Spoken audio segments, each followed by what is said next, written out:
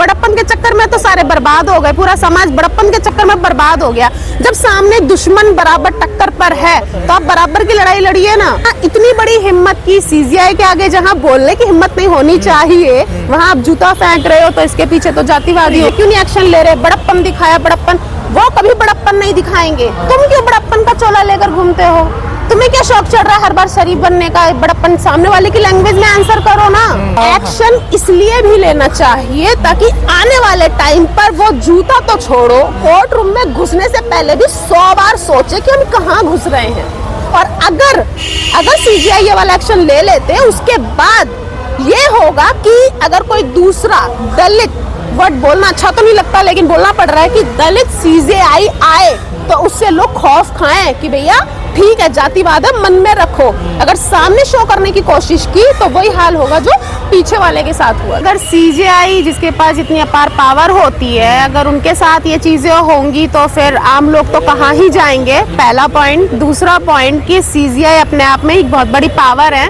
अगर वो अपने साथ हुए इंसल्ट, जो भी उनकी इंसल्ट हुई है, अगर उसके लिए वो खुद ही एक्शन नहीं लेंगे तो आम इंसान कैसे लड़ेगा इन चीजों से? आखिर क्या वजह, क्यों नहीं एक्शन लिया उन्होंने?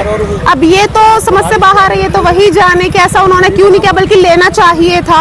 अगर हम पावर, पहली बात तो ये आती है कि हम पावर में नहीं है, हमारे लोग इसलिए रोते हैं कि हम पावर में नहीं है, हमें पावर में आना है। अगर आप किसी भी तरह से पावर में है तो आप उसका यूज क्यों नहीं करते हो? सीजीआई, अब इतने आंदोलन हो रहे हैं, मैं देख रही हूँ सोशल मीडिया पे कि अलग अलग टाइप से लोग आंदोलन कर रहे हैं कि हमारे सीजीआई पर, यानी कि हमारी कम्युनिटी के जो सीजीआई हैं, आपने उन पर ऐसे जूता क्यों उछाला, लेकिन खुद सीजीआई चुप है। तो दोनों चीजें मीट भी नहीं कर रही हैं यहाँ पर, जिसके साथ अगर पर ये कह रहे हैं ना बड़प्पन दिखाया सीजीआई सामने। नहीं, ये बड़प्पन नहीं होता। बड़प्पन के चक्कर में तो सारे बर्बाद हो गए, पूरा समाज बड़प्पन के चक्कर में बर्बाद हो गया। जब सामने दुश्मन बराबर टक्कर पर है तो आप बराबर की लड़ाई लड़िए ना। ये एक सामने दुश्मन कोई भी अपनी स्ट्रेटेजी फेल नहीं कर रहा है आपको बर्बाद करने में। आप बड़प्पन का क्या मैनर है? अगर सामने इक्वली अगर कोई बड़प्पन दिखाए तब तो आप बड़प्पन दिखाओ। कदम उठाकर सही नहीं किया? नहीं, बिल्कुल भी नहीं, मैं बिल्कुल भी एग्री नहीं करती। भाई देखो, बाबा साहब ने जब कभी संविधान बनाया उससे पहले से पता था बाबा साहब को कि जातिवादी जो जड़ें हैं वो इतनी गहरी हैं कि आप कुछ भी बन जाओ, आप कहीं भी पहुंच जाओ, आप प्रधानमंत्री बन जाओ, आप चांद पे जाके बैठ जाओ, आपके साथ भेदभाव होगा। ये बाबा साहब पहले से जानते थे। दैट इज वाई उन्होंने आपको वो पावर दी। क्योंकि आप समझिए, जब बाबा साहब के टाइम पर उनके साथ जो एट्रोसिटी होती थी, जातिवाद होता था, तब कोई कानून नहीं था, कोई संविधान नहीं था। वो किसके पास जाकर बोलते कि मेरे साथ ये हो रहा है, मेरे साथ ये जातिवाद हो रहा है? इस कमी को उन्होंने पूरा किया, आपको वो पावर दे दिया, आपको कानून दे दिया, आपको संविधान दे दिया कि अगर आपके साथ ये तो तय है कि जातिवाद होगा, ये घटनाएं होंगी, लेकिन आप उनसे लड़ तो सकते हो। जाति के कारण हुआ कि वो बुद्धिस्ट अम्बेडकरवादी दलित है इसलिए उनको जूता मारा गया? सुनने में तो यही आ रहा है, क्योंकि अब एग्जैक्टली वहां पर मैं तो थी नहीं, लेकिन चारों तरफ चर्चाएं इसीलिए और ऐसी आमतौर पर होती भी हैं कि सामने अगर कोई मिनिस्टर है, जैसे कि बहन जी हैं, 4 बार मुख्यमंत्री रह चुकी हैं, लेकिन फिर भी उनके नाम के आगे दलित जरूर लगाया जाता है। भाई what do you mean by saying Dalit मुख्यमंत्री? मुख्यमंत्री इज मुख्यमंत्री।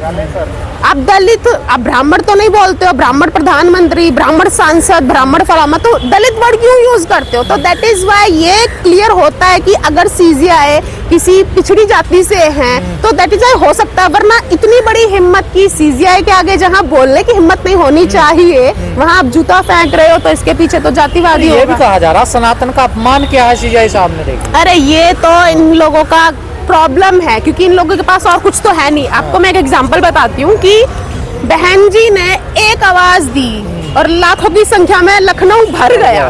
अब मोदी जी आवाज देते हैं, अरविंद केजरीवाल जी आवाज दे, इसकी आधी से आधी जनसंख्या भी नहीं इकट्ठा हो सकती।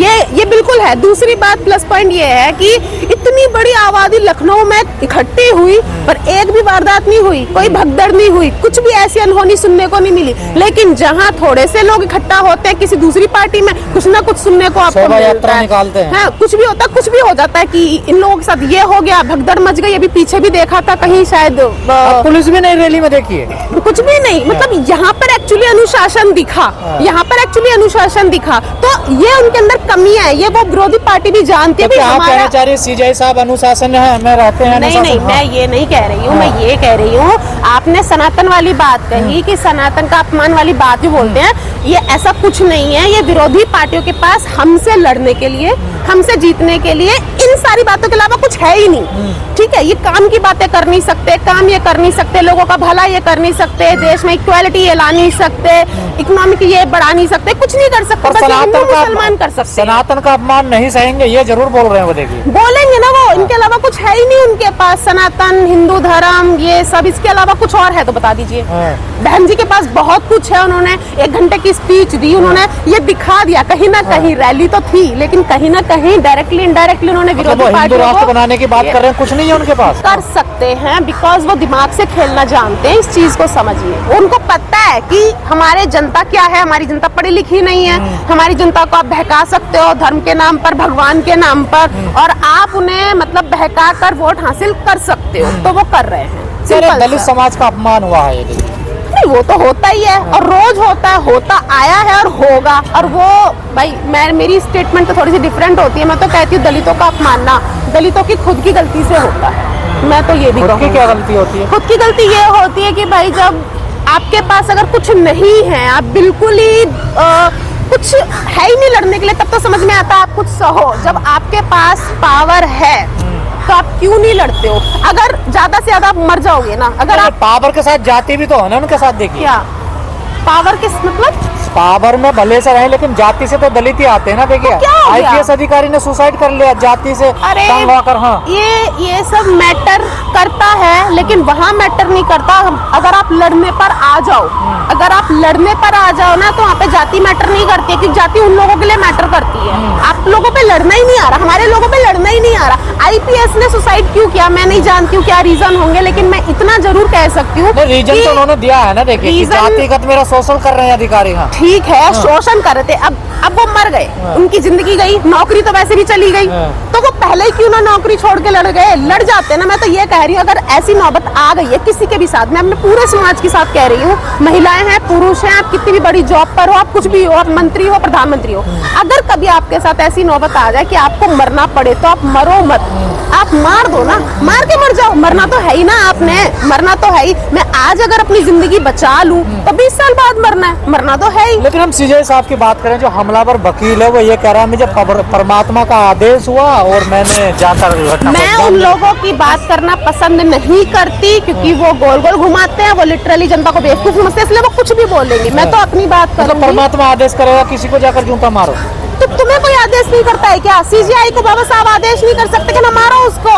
ले लो एक्शन। बाबा साहब ने भी तो आदेश कर रखा है CGI को कि अगर आपके भाई आप इतनी बड़ी पोस्ट पर हो, अगर आपकी कोई इंसल्ट करता है तो आप एक्शन लो, क्यों नहीं ले रहे हो एक्शन? उस देखो उन्होंने तो बड़ा दिल दिखाया ना, ये कहा जा रहा बड़ा दिल दिखाया उन्होंने। जब तक आप सामने वाले की भाषा में ही उसको जवाब नहीं दोगे, आप उससे जीत नहीं सकते। अगर सामने वाला आपको ये कहकर बेवकूफ बनाने की कोशिश कर रहा है कि परमात्मा फलाना डिमका, तो आप उसको उसी की लैंग्वेज में आंसर कर दो ना। कि भाई अगर तुम्हें परमात्मा ने ऑर्डर पास किया कि आप इस तरह से करो, CGI का अपमान करो, तो मुझे भी बाबा साहब ने ये आदेश दिया है कि मैं तुम पर एक्शन लूं। तो पूरी दुनिया में क्या मैसेज गया होगा इस घटना का? मैसेज तो यही गया होगा कि यहाँ पर जो कानूनी व्यवस्था है उस पर कोई कंट्रोल तो है नहीं, जो कानून है या जो भी व्यवस्था है वो चंद लोगों के हाथ में है, जातिवाद गहरा है। लेकिन साथ में अगर कहीं समझदार लोग होंगे, एजुकेटेड लोग होंगे, तो वो ये भी सोचेंगे कि जिस देश में डॉक्टर BR अम्बेडकर थे, जिन्होंने इतना मतलब पूरे विश्व का सर्वश्रेष्ठ कॉन्स्टिट्यूशन दिया, उनके लोग आज भी अपने लिए नहीं लड़ पा रहे हैं। ये एक हमारे लिए भी इंसल्टिंग तो ये है। पर ये भी कहा जा रहा है ना, लगातार दलित कितनी ही बड़ी कुर्सी पे बैठ जाए उसका अपमान होता रहता, चाहे राष्ट्रपति हो चाहे CGI साहब हो। अगर आपको लड़ना नहीं आएगा तो ये होगा। 100 बातों की एक बात, आपको लड़ना नहीं आएगा तो ये होगा। कैसे लड़े आप बताइए ना, कैसे लड़ा जाएगा? कैसे लड़ना क्या होता है? आपको पावर दे दिया, आपको कुर्सी दे दी और आप कैसे लड़ेंगे?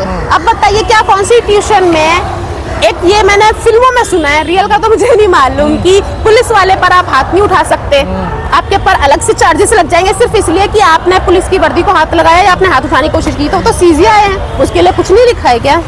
क्यों नहीं लिखा? कानून है। फिर क्यों नहीं इस्तेमाल कर रहे, क्यों नहीं एक्शन ले रहे? बड़प्पन दिखाया, बड़प्पन। वो कभी बड़प्पन नहीं दिखाएंगे। तुम क्यों बड़प्पन का चोला लेकर घूमते हो? तुम्हें क्या शौक चढ़ रहा है हर बार शरीफ बनने का? बड़प्पन सामने वाले की लैंग्वेज में आंसर करो ना। काशीराम साहब की भी एक स्टेटमेंट थी, भाई आप नौकरशाही में आओ, क्यों आओ? कोई लॉजिक समझा इस चीज का? भाई एक तरफ तो कांशीराम साहब ने कहा सत्ता में आओ, दूसरी तरफ ये कह रहे हो भाई हमारे लोग नौकरशाही में भी होने चाहिए। कुछ तो लॉजिक होगा इसके पीछे। इसका लॉजिक ये भी, नौकरशाही की भी जरूरत पड़ती है, वहां पर भी लोग अपने लोग होने चाहिए ताकि वो अपने स्टेटस का यूज कर सके। अब कर नहीं रहे हो तो फिर इसमें दूसरे की क्या गलती है भाई? अगर सामने वाला अगर मुझे मार रहा है, पीट रहा है, मैं चुपचाप खड़ी हूँ ऐसे, तो मिस्टेक मेरी है, उसकी नहीं है। ग्वालियर के एक अनिल मिश्रा वकील हैं, आपने सुना होगा, बाबा साहब को पता नहीं क्या क्या शब्द बोल रहे हैं। सिर्फ हम एक नाम क्यों ले, तो आए दिन बोलते हैं, और ये दुख की बात नहीं है, ये चर्चा का विषय भी नहीं है। मैं आपको सही बताऊं, चर्चा का जूते मारने वाले के साथ लोग आ गए, देखिए अरे उसके समर्थन में तमाम लोग आ गए, तो चर्चा का विषय नहीं है ये। आप थोड़ा क्वेश्चन को घुमा दिया, दोनों क्वेश्चन कनेक्ट नहीं कर रहे हैं। मैं कह रही हूँ जूता केस में जिसका अपमान हुआ या अपमान करने की कोशिश की, अगर वही चुप है तो यहाँ पर प्रॉब्लम आ रही है। दूसरी जगह अगर कोई भी बाबा साहब की इंसल्ट करता है, या गौतम बुद्ध की इंसल्ट करता है, या कांशीराम साहब की इंसल्ट करता है, या हमारी बहन जी को कुछ भी बोलता है, इसका मीनिंग ये नहीं है कि यहाँ कोई प्रॉब्लम है महापुरुषों में। इसका मीनिंग ये है कि हम जीत रहे हैं। अगर कोई मेरी बुराई करता है, अगर लॉजिकली आप समझोगे कोई मेरी बुराई कर रहा है वहां खड़ा होके, इसका मतलब कोई बात है मेरे अंदर, वो घबराए हुए हैं मेरे से, इसीलिए वो मेरे बारे में बात कर रहे थे। तो हमारी जीत का वो दिखता है ना इंडिकेशन कि हम जीत रहे हैं, तो उनको बोलने दो ना, कब तक बोलेंगे? आप एक्शन में आओ, आप लगातार काम करो, आप चुपचाप अपना काम करो। ऐसे लोगों को आपको पलट के जवाब क्यों देना? आप एक्शन में जवाब दो ना। तो नीले कबूतर कहा जाता है ना आप लोगों को। अरे भाई अगर आप कुछ नहीं करोगे तो कुछ भी बोल के चले जाएंगे। अब मैं अपना ही एग्जांपल दे देती हूँ, मुझे सबका नहीं पता है। अब मैं भी समाज में रहती हूँ, मैं ऑफिस जाती हूँ, मैं घर में हूँ, मोहल्ले पड़ोस में हूँ, सब जगह जाती हूँ। मैं क्या करती हूँ, मैं शांत रहती हूँ। कोई मेरे बारे में बोलता है, मुझे सच में बड़ी खुशी होती है कि मुझे समझ में आता है कि मैं कहीं तो हूँ तभी मेरे बारे में कुछ बोला जा रहा है। लेकिन जब वो जरूरत से ज्यादा बोलता है तो मैं उसको बहुत ही आराम से समझाती हूँ कि मान जा, वरना तेरे लिए ही नुकसान होगा। वो फिर भी नहीं मानता, मैं एक्शन लेती हूँ लिटरली। और मैंने कितने लोगों पर एक्शन लिया है। अब पूछिए एक्शन क्या लिया है? एक्शन बिल्कुल कॉन्स्टिट्यूशन की हद में रहकर लिया है मैंने। मैं राइटिंग में लिखना शुरू कर देती हूँ, सिर्फ फेसबुक पर नहीं। मैं आपको खुल के सारी बात नहीं बता सकती। मैंने ऐसे कई लोगों को अपना एक्शन दिखाया है कि जहां मैंने लिटरली डॉक्यूमेंट किया, मैंने लिखा और उसका असर हुआ है, लिटरली असर हुआ है। जैसे आपको एक्शन लेना चाहिए, बिल्कुल लेना चाहिए। और सिर्फ एक्शन इसलिए नहीं लेना चाहिए कि उनके इंसल्ट हुई या करने की कोशिश की। और ये जो दलित समाज सड़कों पर आ रहा है, एक्शन इसलिए भी लेना चाहिए ताकि आने वाले टाइम पर वो जूता तो छोड़ो, कोर्ट रूम में घुसने से पहले भी 100 बार सोचे कि हम कहाँ घुस रहे हैं। और अगर सीजीआई ये वाला एक्शन ले लेते हैं, उसके बाद ये होगा कि अगर कोई दूसरा दलित, वर्ड बोलना अच्छा तो नहीं लगता लेकिन बोलना पड़ रहा है, कि दलित सीजीआई आए तो उससे लोग खौफ खाएं कि भैया ठीक है जातिवाद है, मन में रखो। अगर सामने शो करने की कोशिश की तो वही हाल होगा जो पीछे वाले के साथ हुआ था। ठीक है।